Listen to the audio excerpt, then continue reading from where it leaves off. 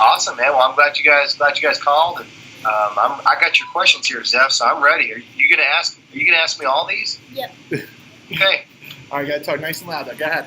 Were you excited when you were here when you heard that Johnny Manziel was going to the NFL?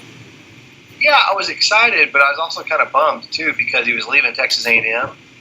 So I mean, part of me says, yeah, that's awesome that he's going to the NFL. We always like to see our student athletes, go to the professional level. But part of me is kind of bummed out because he won't be playing here anymore. But yeah, I'm definitely excited for him. Really cool. Really cool. About how many applications did you get this year? We got around 36,000 applications for freshman admission. Of that number, how many people were accepted? Well, we actually accepted around 20,000 of those, but we will only have, we're hoping that about 9,000 of those students that we accepted, we're hoping that 9,000 of those show up. Okay.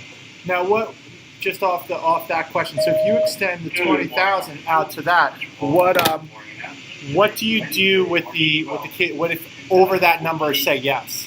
Well, that's a good question. And what we do is we look at historical yield rates to figure out how many offers we need to extend to yield the class size that we want. What happened last year is kind of interesting. In 2012, we had admitted around 16,000, 17,000 because we wanted about 8,500 to show up, which we had. So we did the same thing last year, but for fall 2013, over 10,000 accepted the offer of admission. So we ended up with a freshman class last year when everything was said and done of about 9,700 students, which was like 1,000, over 1,200 over what we anticipated. So we were kind of worried about that, but then our president's office, the provost's office, they said, hey, that's awesome, do that again this year. So they told us to shoot for 9,700 again, and that's what we're going to do. And so that's why we extended all those offers again this year. Now, have you seen a trend, an increase in the number of students attending A&M over the last, let's say 5 years or so? Definitely. Yeah, I mean, our application numbers have continued to go up. 5, 6 years ago when I started in this office, we were getting maybe 25, 26,000. So we've gone up, roughly 10,000 applications in just about 5 years. The number of students that are coming has increased steadily as well. So yeah, and I think there's a lot of things that attribute to that. One of those is our success with athletics, especially with Johnny Manziel and the football team, especially for the 2012 season. That really drove our application numbers up a lot for fall 2013. Our move to the SEC just in general has really driven our application numbers up too. So. I think that's too. I mean, I just have noticed more in the last 5 years the notoriety of A&M. I mean, at least in the Northeast. It wasn't as well known in the Northeast, I would say, over the last 5 to 7 years, and now it's become. You think of Texas, the schools in Texas. It's no longer just the University of Texas at Austin. Like that A&M and even Texas Tech start to come to mind more. I think sports plays a large part in that. It does. It definitely does. And it's interesting. We did some folks did some research here after Johnny Manziel won the Heisman Trophy in 2013. Yeah, 2012.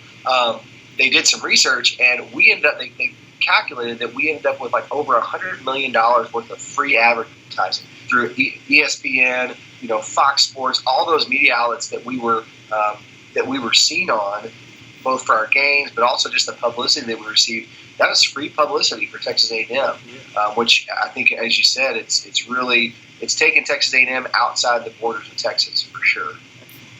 What is the main reason why people don't make it into Texas A&M? Say that one more time, Zeph. What is the main reason why people don't get to make it into Texas A&M?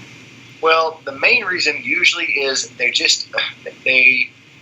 aren't strong enough academically. So the two big things that we look at when we look at a freshman applicant, we look at their class rank. Okay, so in other words, where they fall in their class. Okay, so you look at the total number of students, and then if you're number 2 out of 200 students, that's really good to Texas A&M. Okay, if you're number 150 out of 200 students, that doesn't look so good. So we look at the class rank and we look at the test scores on the SAT or the ACT. Those are our 2 entrance tests that we accept. And so typically when a student is not admitted, it's because they either didn't do well on their test or they have a low class rank or both. Now, is there something that the kids could do to kind of supplement that? Maybe they're not the highest class rank, or maybe they didn't get the best test scores. Like they have one of the two. Is there something they could do to supplement their Sure, yeah. We look at other things in the application process. There's some essays that we have students write. We also ask them to talk about their extracurricular activities that they've been involved with in high school. So we consider all that information, but it can be hard to offset a really low class rank or a really low test score, even with really good essays and really strong extracurriculars.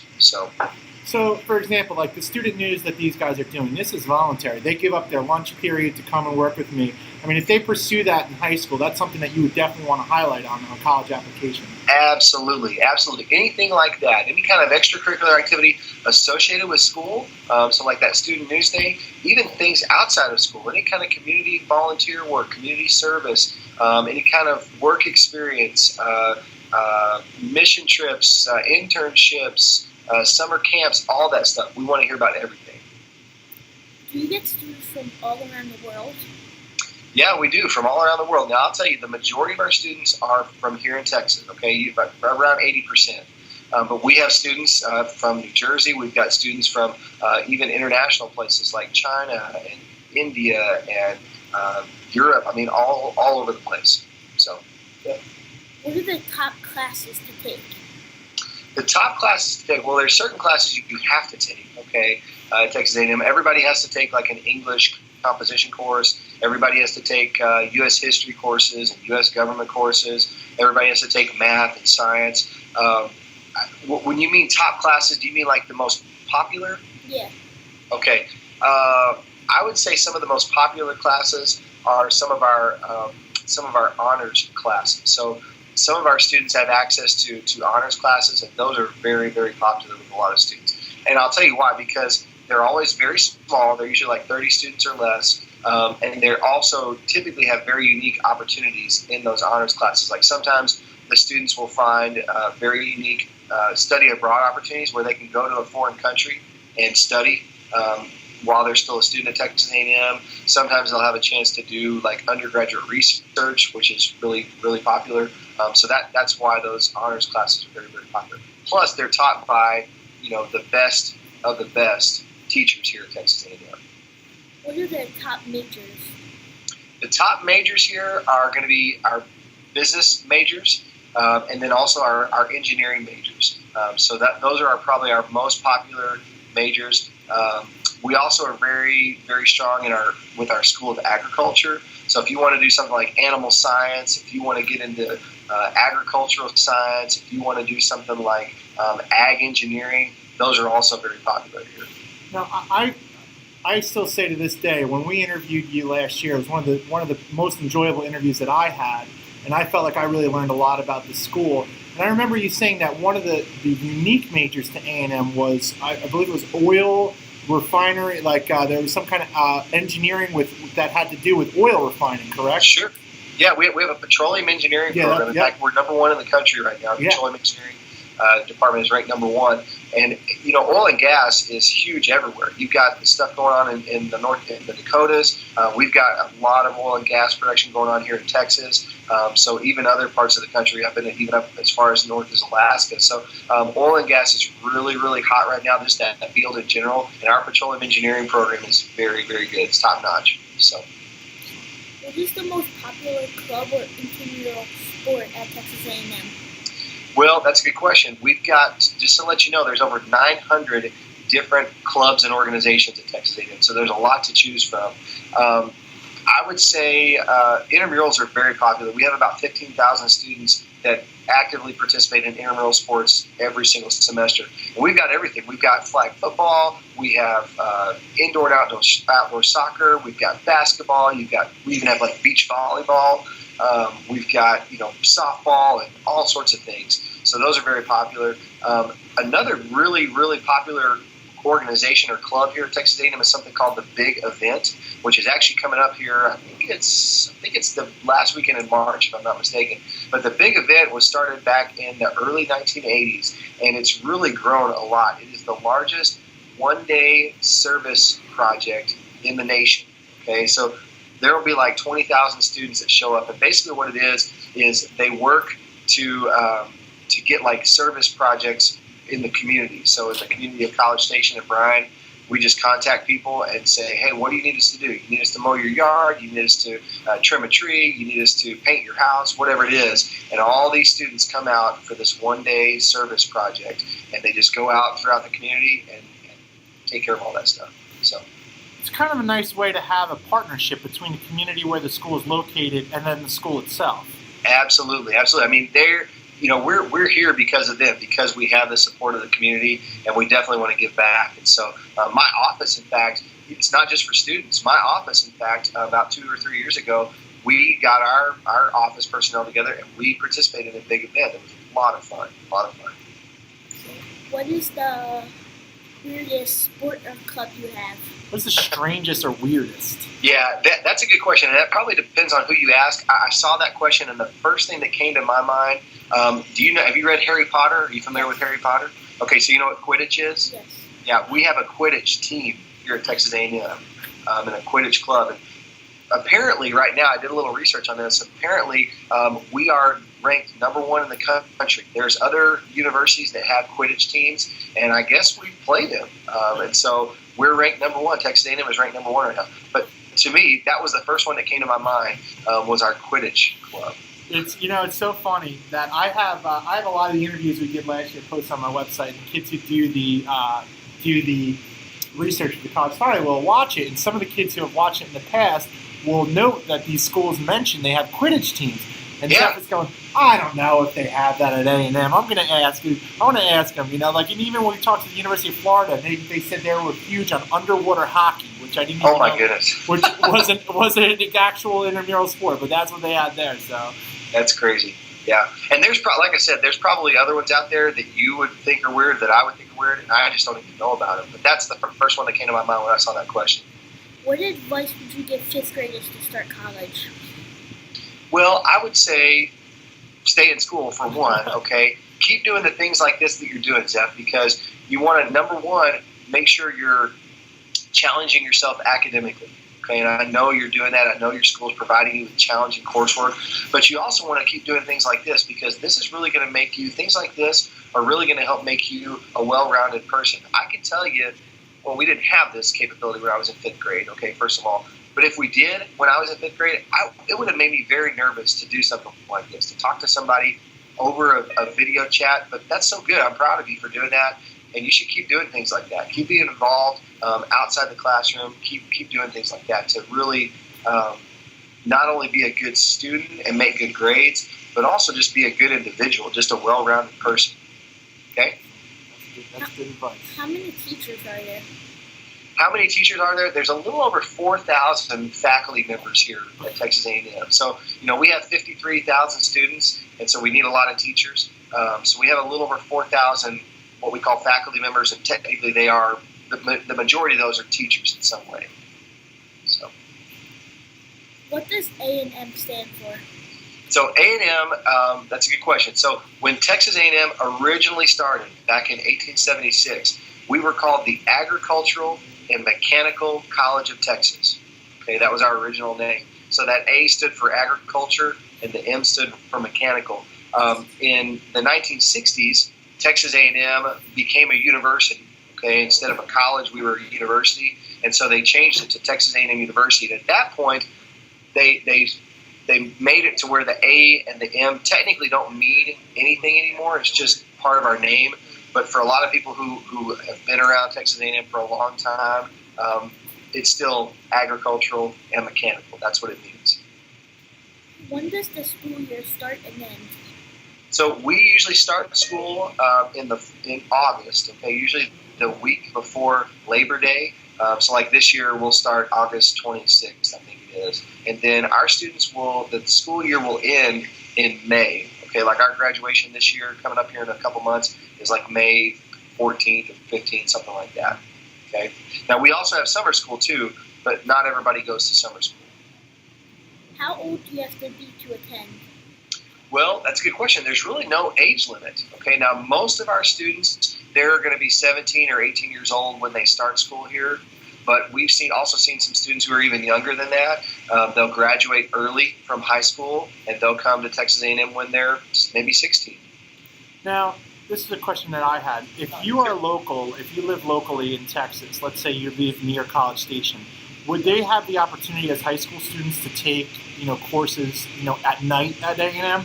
Sure. Yeah, we do offer one program called the High School Enrichment Program, and it's only available to students in what we call the Brazos Valley, which basically is Bryan, Texas, College Station, Texas. They're sister cities. They butt up right against each other, and that's basically what it is. So students that are attending high school in Bryan or College Station, they can apply for that high school enrichment program. It's usually not night classes. It's usually classes during the day. They'll just, start off at their high school, and spend 3 or 4 hours, and then they'll come to our campus for an hour and a half in the afternoon. It's very small right now.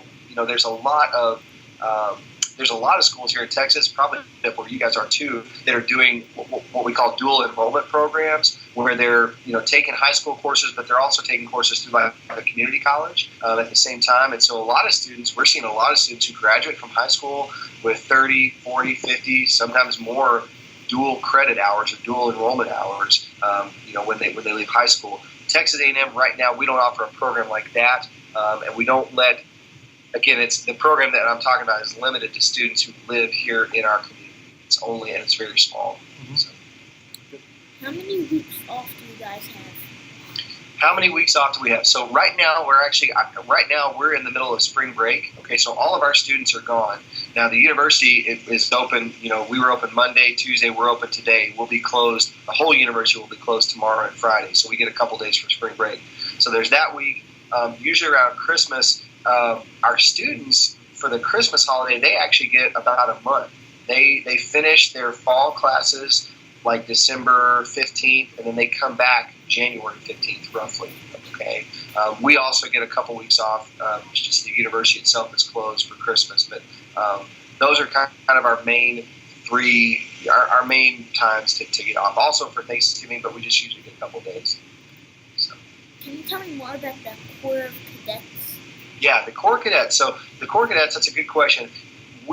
Texas A&M, back in 1876 when we started, it was an all-male school, so only guys, and it was a military school as well. Okay, so students that came here, you had to be a guy, and you had to be in the Corps Cadets when you came to Texas A&M. So what they were doing is really they were training students to have careers in the military.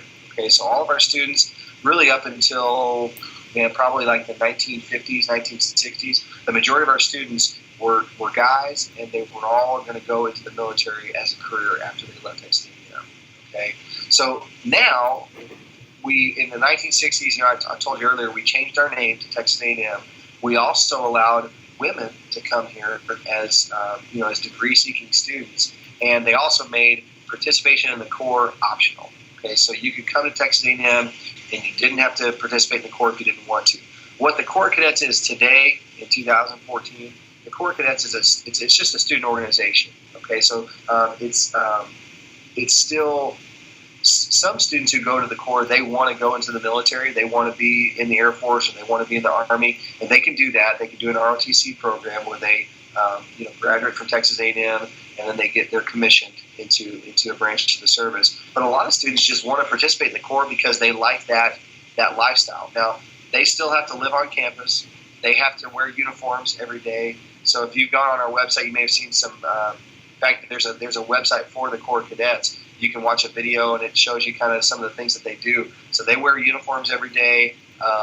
They have scheduled, like physical training times. Sometimes you'll see them on campus doing like training exercises where they'll have fake guns and stuff, and they're actually training to be military people.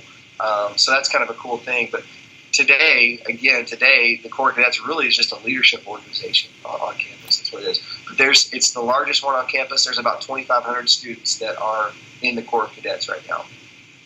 So, good questions. Now, do they have to be pre-accepted to the Corps Cadets if you want to go there, or is it something you can kind of? Yeah, that's a good question too. No, admission to the Corps is just contingent upon your admission to the university. So as soon as you get your offer of admission and you want to join the Corps, they're happy to take anybody. So absolutely. And the Corps actually accepts women now too, which is they've come a long way. I mean, like I said, I'd say it's taken 40, 50 years to kind of get to the point where we are, where we're, number one, allowing women to come here as students, but also allowing them to be part of the Corps cadets and all that type of stuff. So, excellent. Any other questions? Yep. No? You think you're ready to write your newscast? Yep. All right, so what can you say to Mr. John here for taking the time? Thank you.